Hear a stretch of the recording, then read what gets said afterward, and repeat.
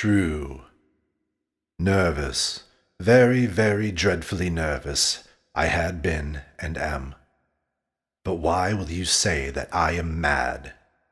The disease had sharpened my senses, not destroyed, not dulled them. Above all was the sense of hearing acute.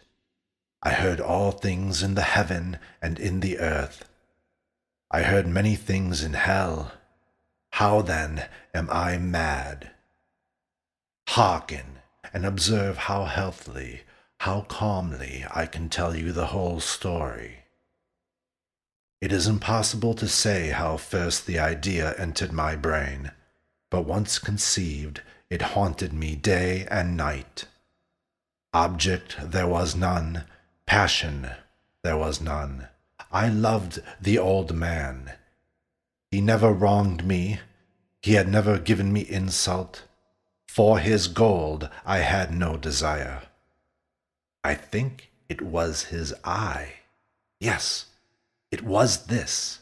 He had the eye of a vulture, a pale blue eye with a film over it. Whenever it fell upon me, my blood ran cold, and so by degrees, very gradually, I made up my mind to take the life of the old man, and thus rid myself of the eye forever. Now, this is the point. You fancy me mad. Madmen know nothing.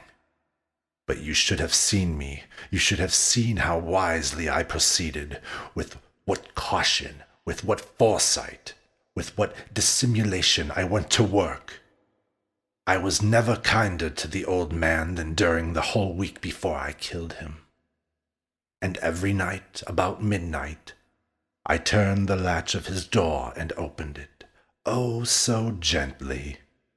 And then, when I had made an opening sufficient for my head, I put in a dark lantern, all closed, that no light shone out, and then I thrust in my head. Oh, you would have laughed to see how cunningly I thrust it in. I moved it slowly, very, very slowly, so that I might not disturb the old man's sleep. It took me an hour to place my whole head within the opening so far that I could see him as he lay upon his bed. Ha! Would a madman have been so wise as this? And then, when my head was well in the room, I undid the lantern.